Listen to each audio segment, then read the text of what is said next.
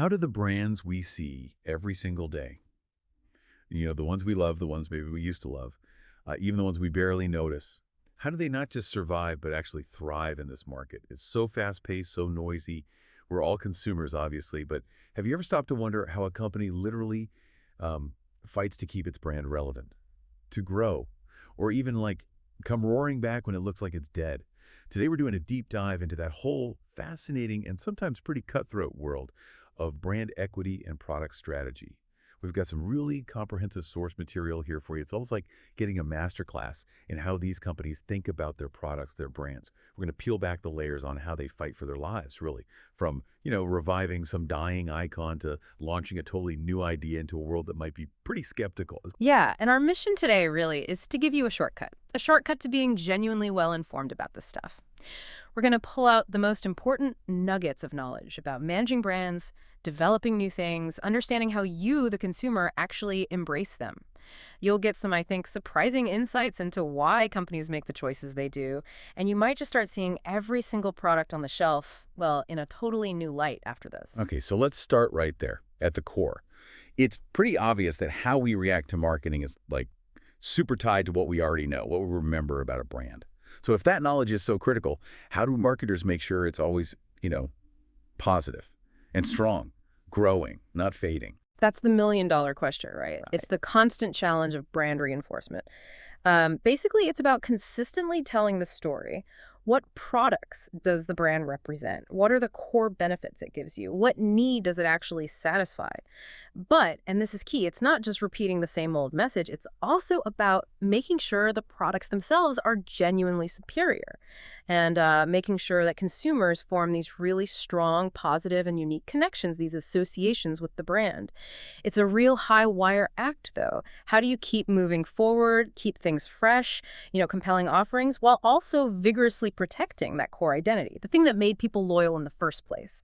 That tension, that's the real challenge, that constant push and pull of reinforcement. Right, but even with the best reinforcement, sometimes brands just hit a wall. We've all seen it. Think about, I don't know, Blockbuster or Kodak. Is it actually possible to come back from near death? Or is revitalization just a fancy way of saying you're rebranding a corpse? That's a fantastic question, and a very real one for a lot of companies. That's where brand revitalization comes into play. And the absolute first step, the critical one, is digging deep into what the original sources of brand equity actually were. Have the good associations just faded? Or, maybe worse, have negative ones popped up that are actively poisoning the well? Then comes this huge decision.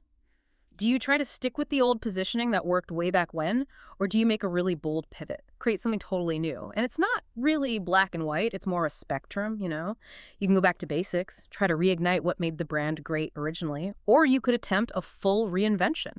Look at companies like Cadillac, Fiat, Volkswagen. They've all managed turnarounds with varying degrees of success, obviously. But, crucially, brand revitalization almost always starts with the product itself. The product. Yeah, you can't just, like you said, put new lipstick on an old pig. If the core offering isn't fixed, nothing else is going to work. Okay, so switching gears slightly.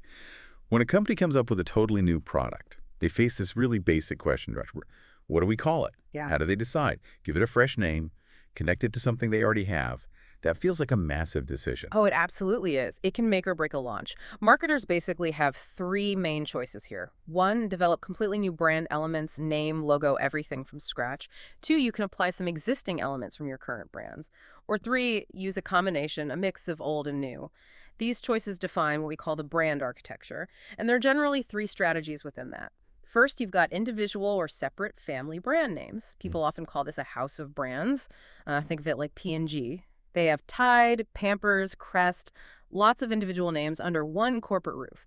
The big plus here, if one product, say, fails spectacularly, it doesn't necessarily drag down the whole company's reputation. This is really common when you have different quality levels in the same category. You don't want your budget option hurting your premium one's image, right?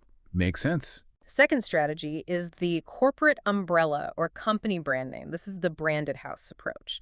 GE is a classic example. They slap the GE name on everything from jet engines to light bulbs. With this, development costs are usually lower because you're leveraging a name people already know. And new product sales tend to get a boost if that corporate name is already strong and positive. Things like, perceptions of innovativeness or trustworthiness, they directly rub off onto the new product. Okay, and the third? The third is the sub-brand name strategy. This one's kind of a hybrid. It combines the corporate or family name with an individual product name. Think Kellogg's Rice Krispies. Oh, yeah. Kellogg's gives it that legitimacy, that trust. Rice Krispies gives it its own personality, makes it distinct. It's a really common and effective approach. And just a quick note, in that branded house strategy, it's often super helpful to have a clear flagship product, the one product that really embodies what the whole brand is about. Maybe it was the first or the bestseller or the one that won all the awards. It sets the tone. Right. So that brings us to the bigger picture. What happens when a company isn't just managing one or two brands, but like a whole galaxy of them? How do they juggle that entire collection, make sure each one has its space, doesn't step on the other's toes? Yeah, that's the challenge of managing a brand portfolio. That's just the term for the whole set of brands a company offers in a specific category. The basic idea, the principle, is you want to maximize your market coverage, reach every possible customer segment you can. But, and this is critical, you want to minimize overlap. You don't want your own brands fighting tooth and nail for the exact same customer. That's just inefficient, eats into your profits. Cannibalization. Exactly, Yeah. cannibalization. So each brand in the portfolio needs a really clear, distinct role. It's almost like assembling a sports team. Each player has a specific position and job to do. You don't want everyone trying to be the quarterback. Good analogy. So within this portfolio, brands can play very specific roles. For instance, you have flankers, or sometimes they're called fighter brands. These are put out there specifically to battle competitors, usually lower priced ones, to protect your main, more profitable brands, often the flagship. But you have to get the balance right. They can't be so appealing that they steal sales from your main brand, but they also can't be so cheap or crummy that they make your main brand look bad by association. Tricky. Definitely sound tricky. Then you have cash cows. These are brands, often older ones, that are still really profitable but need almost zero marketing support. The company can basically just milk the existing brand equity, use that cash flow to invest in newer brands or other growth areas. Makes sense. Keep the reliable earners going. Right. Then you might see low-end entry-level brands. These are cheaper options designed to bring new customers into the brand family. They're like traffic builders. The idea is get them in the door with the entry-level product, and maybe retailers can then trade them up to something pricier later. The upsell. Pretty much. And finally, you often have high-end prestige brands in the mix. Their main job might not even be massive sales volume, but rather adding a halo of quality, prestige, and credibility to the entire portfolio. They can make even the mid-range brands feel a bit more premium. Wow. Okay. So we just touched on how companies manage their whole collection. You mentioned growth. A huge part of that is often brand extensions, right? It seems incredibly popular. You said something like 80 to 90% of new products are extensions. Whoa. Why is that strategy such a go-to for businesses? Well, think about it from the company's perspective. If you've already spent years, maybe decades and millions, maybe billions, building trust and awareness for a parent brand, well, you've done the really hard part, haven't you? Yeah, I guess so. Brand extensions are almost like hitting the easy button on that initial trust and awareness hurdle. You potentially skip spending, I don't know, maybe over $100 million just to launch a totally new brand name and get it recognized. Consumers, they already have expectations based on the parent brand. That lowers their perceived risk in trying something new. It also makes it way easier to persuade retailers to actually stock the extension on their shelves. The retail angle. Important. Crucial. And your launch campaign can just focus on telling people about the new product itself, not educating them about a whole new brand identity from scratch. Plus, you often get efficiencies in packaging, labeling, distribution. It all adds up. But it's not just about saving money up front. The real, magic happens when a successful extension actually boosts the original parent brand's reputation. Well, extensions can help clarify what a brand really means, maybe reinforce its core values. They can deepen customer loyalty, expand the brand's reach into new segments. A really successful extension, maybe into a related category, might even pave the way for more extensions down the road. It can become this virtuous circle of growth. Okay, but it sounds almost too perfect. There's always a catch, right? Yeah. What are the big risks? When does stretching a brand go wrong? Because we've all seen extensions that just make you go, huh, Absolutely. There's a Uh-huh. definite dark side. The number one danger, and it's the biggie, is brand dilution. This is when the brand name gets spread too thin. It becomes less strongly linked to any one specific thing, or worse, consumers start questioning the brand's integrity because the extension just feels off, inappropriate. Yeah, like a fancy restaurant suddenly selling frozen dinners. Exactly, that Yeah. kind of thing. It can lead to confusion, maybe frustration. Consumers might think, wait, I thought I knew what this brand was about, but now I'm not so sure. It weakens that core meaning. Then there's the lost opportunity cost. By choosing to extend an existing brand, the company gives up the chance to create a totally new brand with its own unique image, its own equity. Maybe that new brand could have become a huge powerhouse on its own. Interesting point. And of course, the constant worry is cannibalization. That's when your shiny new extension sales don't come from attracting new customers, but mostly from stealing sales from your own existing products under the parent brand. Ouch, shooting yourself in the foot. Pretty much. Although sometimes companies do it deliberately, call it preemptive cannibalization, if they think it's better to cannibalize their own sales and let a competitor jump in and steal them. Strategic cannibalization. Okay. But the absolute key to getting extensions right, marketers have to judge them on two things. How effectively does this extension leverage the existing equity of the parent brand? And just as importantly, how effectively does it contribute back to the parent brand's equity in the long run? A huge mistake is just looking at one or two obvious connections, like flavor or function, and saying, yeah, it fits. You need a much more holistic view of the brand's values and associations. Got it. So we've talked a lot about brand equity, that sort of intangible value locked up in a strong brand name. But there's another term you hear a lot in marketing focused on value, customer equity. How do these two concepts fit together? Are they like two sides of the same coin or totally different ways of looking at things? That's a great question because they're definitely related but distinct. They're different lenses, really, for looking at value. Customer equity, fundamentally, is the sum total of the lifetime values of all of a company's customers. So it's very focused on the financial value generated by customers over time, considering revenue, but also the costs involved in acquiring them, retaining them, cross-selling to them. Now, both brand equity and customer equity perspectives agree on one thing. Customer loyalty is vital. Both stress that value is created by having as many customers as possible stay loyal for as long as possible. Okay, so where do they differ then? The main difference is the focus. Customer equity is laser focused on the bottom line financial value. It uses very quantifiable financial metrics. The downside, though, is that it sometimes doesn't give you much guidance on how to actually achieve that value, the go-to-market strategies. And it can overlook the broader benefits of a strong brand, like word of mouth or social influence, things that are harder to quantify directly. Right. Brand equity, on the other hand, tends to emphasize the more strategic issues. How do we build awareness? How do we craft this powerful image? How do we leverage that image in our marketing? It provides really practical guidance for marketing actions.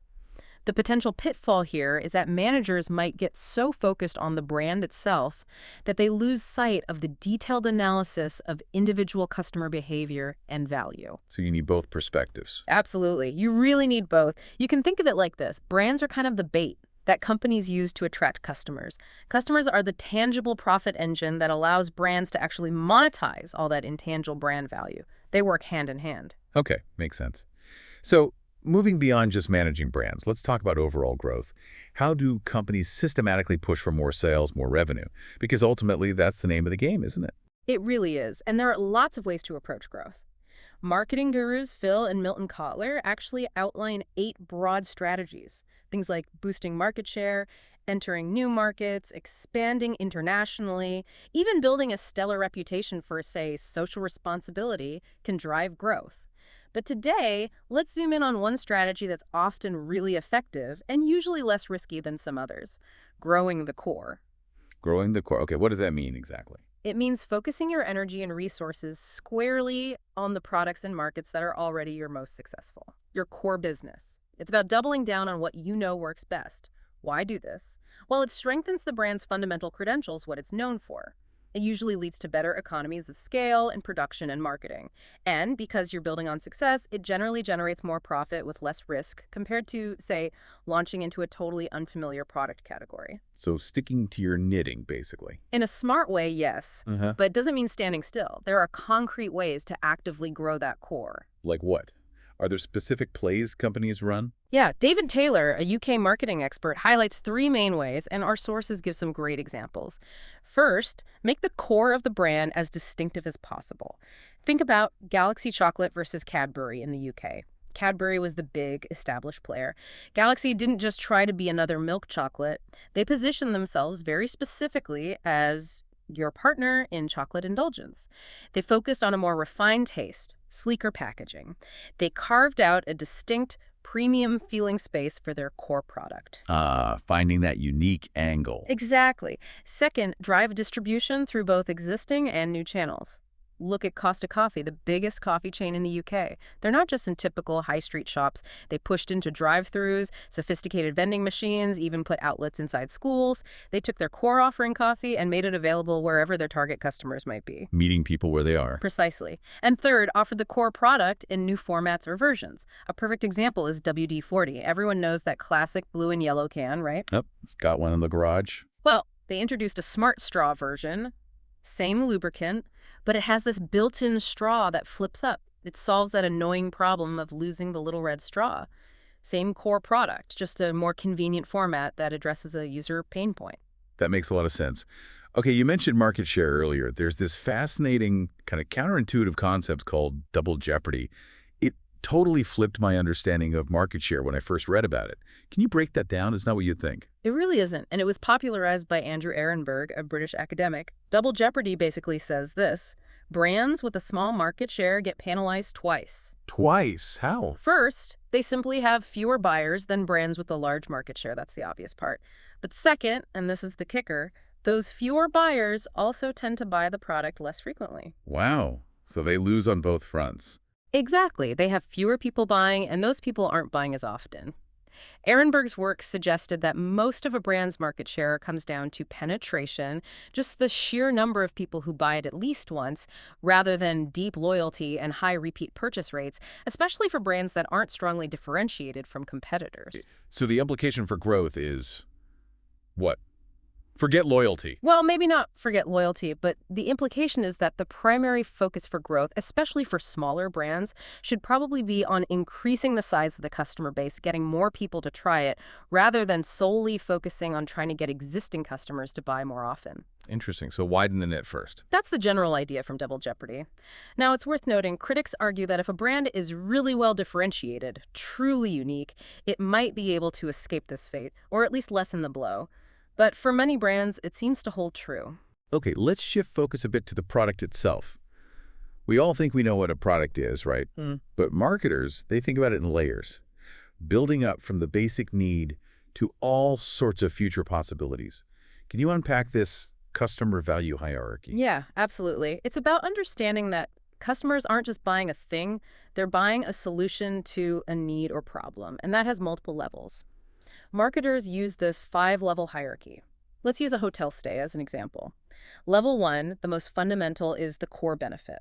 What is the customer really buying? For a hotel guest, it's rest and sleep. Simple as that. Okay. Level 2 is the basic product. This is the tangible form that delivers the core benefit. So in the hotel room, that's the bed, the bathroom, the towels, the 4 walls. Got it. Level 3 is the expected product. These are the attributes and conditions buyers normally expect when they buy that basic product. For the hotel, that means a clean bed, fresh towels, maybe working lights, relative quiet, things you just assume you'll get. The minimum standard, basically. Yeah, exactly. Now, level 4 is where it gets interesting for marketers. The augmented product. This is what exceeds customer expectations. This is where most competition happens in developed markets. For the hotel, maybe it's free high-speed Wi-Fi, really nice fitness center, a complimentary breakfast, maybe fancy toiletries. The extras that make you choose one over another. Precisely. But here's the catch. Today's augmented benefits often become tomorrow's expected benefits. Free Wi-Fi used to be an augmentation. Now most people expect it, right? That's true. And finally, level 5 is the potential product. This encompasses all the possible augmentations and transformations the product or offering might undergo in the future. This is where companies innovate, looking for totally new ways to satisfy customers and differentiate themselves. Maybe it's hyper-personalized room settings or seamless integration with your work schedule. The future possibilities. That's a really useful way to think about it. Yeah. So beyond those levels, how do marketers categorize products? Does classifying them actually help strategically? Because Like shampoo and a refrigerator are both products, but you market them totally Oh, different. completely differently. Classification is crucial for strategy. One common way is by durability and tangibility. You've got non-durable goods like shampoo or beer, consumed quickly, purchased frequently. So the strategy needs heavy advertising, wide distribution, maybe small markups but high volume. Then durable goods, refrigerators, cars, tools. They last a long time. So the strategy involves more personal selling, often service contracts, guarantees, and building a longer-term customer relationship. And then services, haircuts, financial advice, airline travel, they're intangible, variable, quality can differ, perishable. You can't store an unsold plane seat. Marketing services requires a huge focus on quality control, building trust, managing the customer experience because you can't really see or touch it beforehand. Okay, that makes sense. What about how we shop for them? Right, that's the consumer goods classification, based on shopping habits. Convenience goods like soda or newspapers. Bought frequently, immediately, minimal comparison effort. Need to be everywhere. Shopping goods like furniture, clothing, appliances. Consumers compare options based on suitability, quality, price, style. Strategy needs good salespeople, clear information. Then specialty goods, maybe specific car brands, high-end stereo equipment, designer clothes. Buyers make a special effort because they have unique characteristics or brand identification. Strategy focuses on targeted promotion, exclusive distribution. And finally, unsought goods, life insurance, smoke detectors, cemetery plots. Stuff consumers don't normally think about buying or don't even know they need. Strategy requires aggressive personal selling and advertising to create awareness and need. And quickly, there's one for industrial goods too. Yeah, industrial goods are classified based on how they enter the production process. Materials and parts, raw materials, manufactured components, capital items, installations like factories, equipment like trucks, and supplies and business services, operating supplies like lubricant, maintenance services like cleaning. Again, each requires a very different sales and marketing approach. Okay, so with all these products out there, especially similar ones, how do companies make theirs stand out? What are the tools in their differentiation toolbox? Product differentiation. This is where the creativity comes in. Companies have a whole range of levers they can pull. One is form the product's size, shape, physical structure. Think aspirin coming in different dosages, shapes, or coatings. Another big one is features characteristics that supplement the basic function. Companies often survey buyers. What features do you value? How much are you willing to pay for them? Then they compare that to their own cost of adding the feature. It's a value versus cost calculation. Right, finding the sweet spot. Exactly. Then there's performance quality. This is the level at which the product's primary characteristics operate. Is it a basic model or a high-performance one? Think about the difference in picture quality between a budget TV and a high-end OLED TV. Conformance quality is about consistency, the degree to which all the units produced are identical and meet the promised specifications. Fewer defects means higher conformance. Reliability, basically. Sort of, but reliability is actually another dimension. Reliability is the probability of the product not malfunctioning or failing within a specific time period. Closely related is durability, the expected operating life under normal conditions. And repairability, how easy it is to fix the product when it does malfunction. Okay, those make sense for physical goods. What else? Style is huge. This describes the product's look and feel to the buyer. It creates distinctiveness that's hard to copy. Think about the design aesthetic of Apple products' instantly recognizable style. And increasingly important is customization, allowing individual customers to design products to meet their specific needs and wants. Think customize M&Ms with messages, or building your own Nike shoe online, or Burberry letting you design elements of your trench coat. That's cool. Yeah, and we shouldn't forget services differentiation, either things like how easy it is to order, how fast delivery is, quality of installation or customer training, efficiency of maintenance and repair. These can be major differentiators, especially for complex products. And underlying many of these is design differentiation.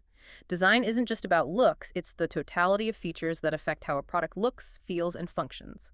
Good design considers aesthetics and usability, offering both emotional and functional benefits. Okay, so companies rarely just sell one thing. They have product lines, maybe a whole mix of stuff. How do they manage all of that? It sounds like juggling. It definitely is. We need to talk about the product hierarchy, how items relate to each other, and the product mix, which is just the set of all products and items a particular seller offers. Think of it as their entire catalog. This product mix has 4 key dimensions. Let's use Procter & Gamble, the classic example. The width of their mix is the number of different product lines they carry: detergents, toothpaste, diapers, soap, etc. Lots of lines. Huge width. The length is the total number of individual items within all those lines combined. Thousands, probably. The depth of a line is how many variants are offered of each product in that line. Think about Tide detergent. You've got original, powder, liquid, pods, Tide with bleach, Tide free and gentle, different scents. That's depth. Gotcha. Lots of options within one product. Right. And finally, consistency describes how closely related the various product lines are. Are they similar in end use, production needs, distribution channels? P&G's lines are reasonably consistent in that they're mostly consumer packaged goods sold through similar retail channels. These 4 dimensions, width, length, depth, consistency, are the levers companies use to expand their business. They can add new product lines, increase width, add more items within existing lines, increase length, add more variants, increase depth, or pursue more related lines, increase consistency. Okay. But does adding more and more choice, more depth, more items always work out? I know I've stood in the cereal aisle just completely paralyzed by choice sometimes.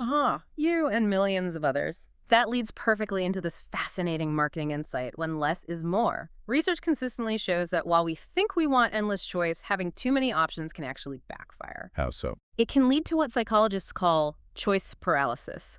Consumers get overwhelmed, maybe frustrated or confused, and end up just not choosing anything at all. They walk away.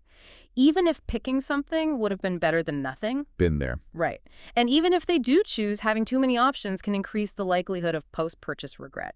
Did I pick the best one? Maybe that other one was slightly better. It reduces satisfaction. Interestingly, if the quality level across the available options is generally high, consumers often actively prefer fewer choices.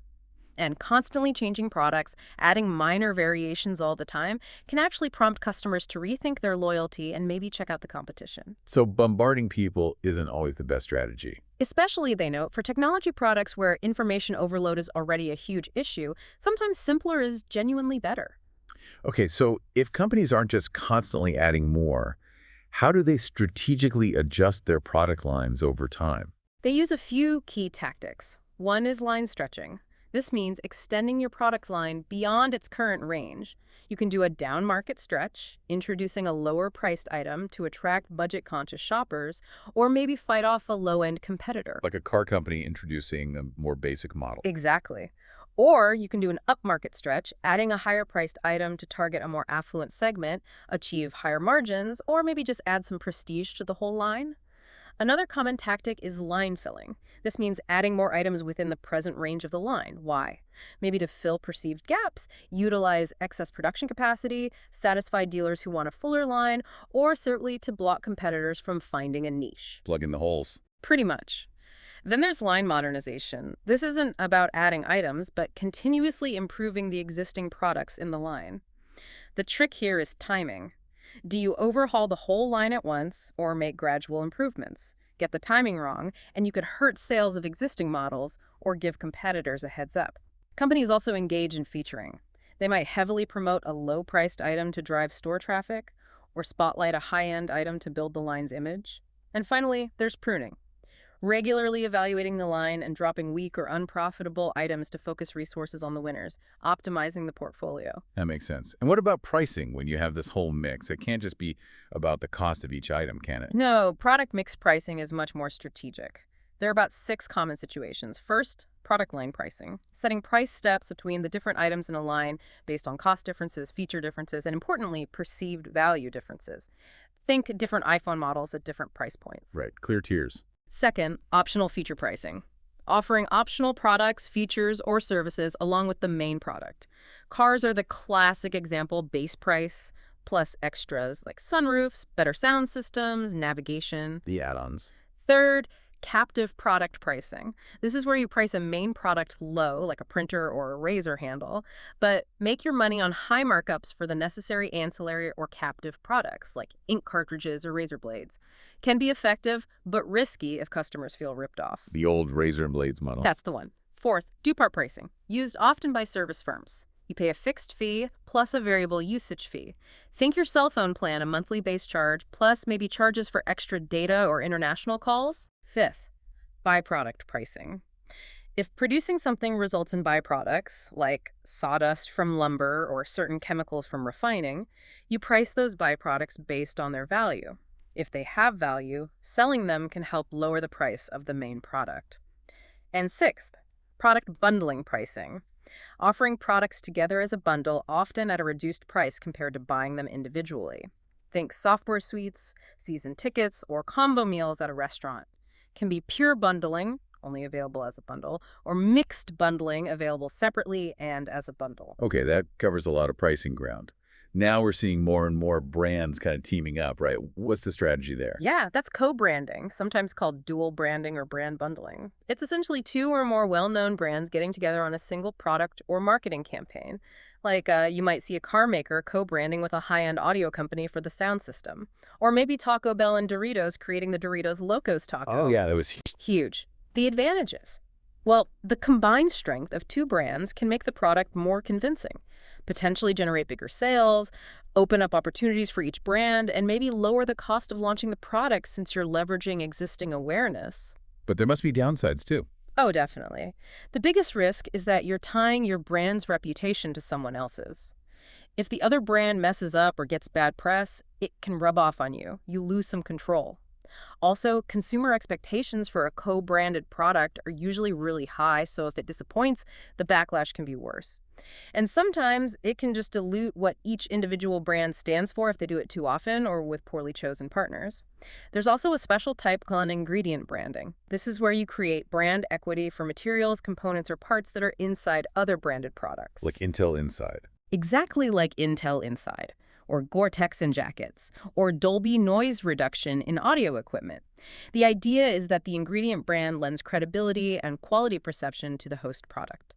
Westin Hotels did this brilliantly by branding their mattress as the heavenly bed, making the component a desirable feature in itself. So what makes ingredient branding work? There are basically 4 requirements. 1, consumers have to believe the ingredient actually matters to the performance and quality of the final product. 2, they need to be convinced that not all ingredient options are the same, and this specific ingredient brand is superior. 3, you need a distinctive symbol or logo to clearly signal the ingredient's presence. And 4, you need a coordinated marketing program, both pull, advertising to consumers, and push, working with the host product manufacturers to build awareness and preference. Got it. Okay, so beyond the brand name and the features, what other sort of tangible elements do marketers use, like the box it comes in? Absolutely critical. Let's talk packaging. For many products, especially fast-moving consumer goods, the package is the first encounter the buyer has. Some marketers even call it the 5th P after product, price, place, promotion. Wow, that important. Think about it. Good packaging does several jobs. It identifies the brand, it conveys descriptive and persuasive information, it helps with transport and protection, it assists storage at home, and it can even aid consumption, like microwavable containers. There are functional aspects, protection, ease of use, and aesthetic aspects, color, graphics, shape, that contribute to brand recognition. Think about the unique shape of a Coke bottle, or the specific blue of a Tiffany box, or the brown UPS trucks. Color and design are powerful brand identifiers. True. Companies often need to update packaging to keep it looking contemporary, but that can be risky too. Remember the Tropicana redesign fiasco. And increasingly, environmental concerns about sustainable or reduced packaging are a major factor. Right. And the label on the package. Labeling is part of packaging, but has specific functions too. It identifies the product or brand, like the sun-kissed stamp on an orange. It can grade the product, like grade A or grade B peaches. It describes the product, who made it, where, when, what's in it, how to use it safely, and it promotes the product through attractive graphics. Labels, like packaging, often need freshening up. Ivory Soap apparently has redesigned its label something like 18 times. And of course, there are legal requirements, nutritional information, warnings, etc. And finally, what about guarantees? Do they really matter? Warranties and guarantees can be really effective marketing tools. They work by reducing the buyer's perceived risk. They suggest that the product is high quality and the company stands behind it. This can be especially useful for lesser-known brands trying to build trust, or for products that genuinely are superior in quality, as it's a tangible way to signal that superiority. It says, we're confident you will be satisfied. Okay, let's tackle the big one. New products. You hear they're the lifeblood of growth, but then you also hear these terrifying failure rates, like up to 95% failure in the U.S. That sounds like just throwing ideas at a wall and hoping something sticks. How do companies actually try to manage that process from the first spark to launch to beat those awful odds? That 95% failure rate, yeah, it's stark. It really highlights how tough innovation is. It's not just about having a good idea, it's about executing flawlessly across a whole bunch of steps. First off, new products can come from two places: acquisition, buying other companies, patents, licenses, or organic development, doing it yourself in R&D. And new is a broad term. It can mean truly new to the world stuff that creates a whole new market, or it can just be minor improvements or revisions of existing products. Most activity is actually in that latter category, improving what's already there. Incremental improvements. Exactly. But companies feel this innovation imperative. The market changes so fast, competitors are always nipping at your heels. If you don't innovate, you become vulnerable. We often distinguish between that incremental innovation and potentially game-changing disruptive technologies, things that might start out cheaper or simpler, but eventually overturn the existing market structure. Now, about success rates. Research does show that if you launch a truly unique, superior product, it succeeds almost all the time, like 98% of the time. Wow. Okay, so quality does matter. Hugely. But averaged across all new product attempts, yeah, the failure rates are estimated anywhere from 50% up to that scary 95% in the US. Why do they fail? The list is long and painful. Ignored market research, overestimating the market size, pushing a bad idea despite poor feedback, development costs spiraling out of control, poor design, launching at the wrong time, ineffective advertising, maybe the price was wrong, maybe competitors fought back harder than expected. Lots of potential pitfalls. So a minefield, basically. To navigate that minefield, what's the actual step-by-step process companies try to follow? Right, to impose some order on the chaos, companies typically use an 8-stage process. Stage 1, idea generation. This is the systematic search for new ideas. Where do they come from? Everywhere. Customers are a huge source, interacting with them, listening to them, maybe using crowdsourcing platforms or even involving them in co-creation. Getting ideas from the users themselves. Definitely. Also, employees, company scientists, R&D departments, watching competitors closely, talking to distributors and suppliers, using formal creativity techniques like brainstorming or attribute listing. You want a continuous flow of ideas. Stage 2, idea screening. This is crucial. The goal is to spot the good ideas and drop the poor ones as quickly as possible. Why? Because development costs shoot up dramatically as you move through the stages. You don't want to waste resources on a likely loser. Ideas get reviewed against criteria. Does it meet a real need? Can we make it? Does it offer superior value? Do we have the resources? Will it be profitable? The first big filter. Exactly. Stage 3, concept development and testing. Now, an idea is just a potential product. A concept is that idea elaborated in meaningful consumer terms. So you might have an idea for a new protein powder. The concept might be a tasteless protein powder for busy parents to mix into their kids' food for a nutritional boost. You define who it's for, the core benefit, and the usage occasion. You might develop several concepts from one idea and use things like product positioning maps to see how they stack up against competitors, maybe based on price versus convenience or nutritional value versus taste. Then you do concept testing, presenting these concepts as descriptions, drawings, maybe even mock-ups or virtual reality demos to target consumers to get their reactions. How appealing is it? Do they understand it? Would they buy it? Getting early feedback before building anything. Precisely. Stage 4, marketing strategy development. Assuming a concept tests well, you develop an initial 3-part marketing strategy plan. Part 1 describes the target market, the planned value proposition, sales goals, market share, profit goals for the first few years. Part 2 outlines the planned price, distribution strategy, marketing budget for year 1. Okay. Part 3 describes the long-run sales, profit goals, and overall marketing mix strategy over time. Laying out the roadmap. Right. Stage 5, business analysis. Now you look harder at the numbers. Does this concept make business sense? You project sales, costs, and profits to see if it meets the company's financial objectives. Estimating sales is tricky, depends if it's a one-time purchase, infrequent, or frequent. Different methods for each. Stage 6, product development. This is where the R&D or engineering team turns the concept into a physical product. This is usually where the investment jumps significantly. They need to figure out if the concept is technically feasible and commercially viable at the budgeted costs. This is where methodologies like quality function deployment, QFD, come in. QFD is a structured approach to translate those customer wants and needs, the voice of the customer, identified in concept testing, into specific engineering attributes and design specifications. So easy to hold might translate into specific dimensions, weight, and materials for the engineers. It ensures the final product actually delivers what customers wanted. Connecting customer desires to engineering specs. Exactly. The stage involves building prototypes, which then undergo alpha testing, testing within the company by employees, and then beta testing, testing with actual customers, often in their homes or workplaces, to get real-world feedback and find bugs before launch. Okay, getting closer. Stage 7, market testing. If the product passes the functional and customer tests, it gets dressed up with its brand name and packaging and tested in more realistic market settings. Not all products need extensive market testing, but if it's a high-investment, high-risk launch, you definitely want to test it. For consumer goods, there are different levels. SalesWave research lets consumers try it for free and then see if they repurchase. Simulated test marketing puts consumers in a controlled environment, shows them ads for competing products, including the new one, gives them money, and sees what they buy. Controlled test marketing uses specific stores and consumer panels to track sales.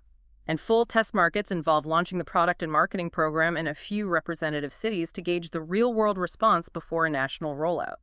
Industrial goods are often tested at beta sites, trade shows, or distributor showrooms. Trying it out before going all in. Right. And finally, stage 8. Commercialization. This is launch time. This is usually the most expensive stage building or renting manufacturing facilities, spending heavily on advertising and promotion. Some big decisions here involve timing, when to launch. Do you go for first entry, be the pioneer, get first mover advantages like locking up distributors and customers, but risk bugs and educating the market? Do you try parallel entry, launch alongside a competitor to gain more attention?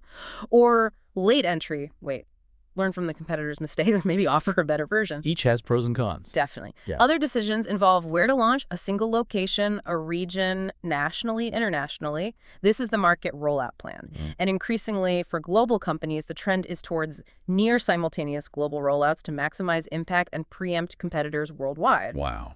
That is a complex process. Okay, so the product is finally out there. But launching it is just the start, right? How do people actually decide to use it? How does a new thing, an innovation, actually spread through society? It's not automatic. Not at all. That process is called adoption. That's the individual person's decision to become a regular user of an innovation. And how that innovation spreads through a social system is described by Everett Rogers' classic innovation diffusion process. Within that, there's the consumer adoption process, which outlines the mental stages an individual goes through. First, awareness. They hear about the innovation but don't know much. Oh, there's a new type of electric scooter. Second, interest. They get curious and actively seek information. How fast does it go? What's the range? Third, evaluation. They think about whether trying it makes sense for them. Would this actually work for my commute? Is it worth the cost? Fourth, trial. They try the innovation on a small scale if possible to estimate its value. Maybe I'll rent one for an hour and see how it feels. And fifth, adoption. They decide to make full and regular use of the innovation. Okay, I'm buying one. So we all kind of go through those stages, consciously or not. But what makes some innovations just fly off the shelves, spread like wildfire, while others that seem like good ideas just fizzle out? Yeah, that's the million-dollar question for innovators. Several characteristics of the innovation itself heavily influence its rate of adoption, how fast it spreads. The first, and probably most important, is relative advantage. How much better does the innovation seem compared to existing products? Is it clearly superior, faster, cheaper, more efficient, more convenient? The bigger the perceived advantage, the faster the adoption. Makes sense. If it's way better, people will jump on it. Right. Second is compatibility. How well does the innovation fit with potential adopters' existing values, past experiences, and current needs? If it requires a huge change in behavior or clashes with cultural norms, adoption will be slower. Like, switching keyboard layouts is hard because it's incompatible with years of typing habits. Perfect example. Third is complexity. How difficult is the innovation to understand or use? Simpler innovations generally get adopted more quickly. Think about the initial appeal of the iPod's simple scroll wheel versus complex MP3 players before it. Ease of use is key. Definitely. Fourth is divisibility. Can the innovation be tried on a limited basis? Can you sample it, rent it, do a free trial? Things that are easily tried out have lower risk, so adoption is faster. And fifth is communicability. How easy is it for the benefits of the innovation to be observed or described to others? If you can easily see that your neighbor's new solar panels are saving them money, or if they can clearly explain the benefits, it spreads faster through social networks. So observability and word-of-mouth potential. Exactly. These 5 characteristics largely explain why some innovations take off quickly and diffuse through the different adopter categories. You have the innovators, the tech enthusiasts who jump on anything new, about 2.5% of the population. Then the crucial early adopters, respected opinion leaders who adopt early but carefully, 13.5%. They influence the early majority, who are deliberate folks who adopt just before the average person, 34%. Then the late majority, who are skeptical and adopt only after most people have, another 34%. And finally, the laggards, who are tradition-bound and suspicious of change, adopting very late, if at all, the last 16%. Fascinating breakdown. Yeah, and other things matter too, of course. Cost, risk, and uncertainty, scientific credibility, whether it gets social approval, plus broader environmental factors like how progressive a community is. It's a complex mix. Wow. We have covered a ton of ground today. Yeah. Seriously, a deep dive from the nitty-gritty of reinforcing a single brand, reviving one from the brink, all the way through naming strategies, portfolio management, the perils of extensions, and then the whole complex dance of developing and launching a new product and hoping people actually adopt it. It's crystal clear that building successful brands and products isn't just about having one great idea. It's about this continuous, really thoughtful, often incredibly complex management process in a market that just never stands still. It really is. And what's so interesting, I think, is seeing how interconnected all these pieces are, right? Understanding how you reinforce a brand helps you figure out how to revitalize it if it falters. Those insights then feed into how you should brand new products, which then influences how you manage your portfolio, how you think about extensions, and ultimately how consumers are likely to react and adopt what you put out there. It's all one big strategic ecosystem. Totally. So for you listening, what does this all really mean? Well, maybe next time you're looking at the brands and products around you, on the shelf, online, wherever, you'll see them a bit differently, not just as things to buy, but as these carefully constructed strategies, constantly vying for your attention, your loyalty, and yeah, ultimately your money. And maybe it leaves us with a final thought to chew on. We talked about those staggering new product failure rates and all the characteristics that influence adoption. Considering everything we've discussed, if you had to pick one single characteristic, what do you think is the most crucial for an innovation to really break through, to truly thrive in today's incredibly crowded marketplace? That's a tough one. Something for all of us to mull over until our next deep dive.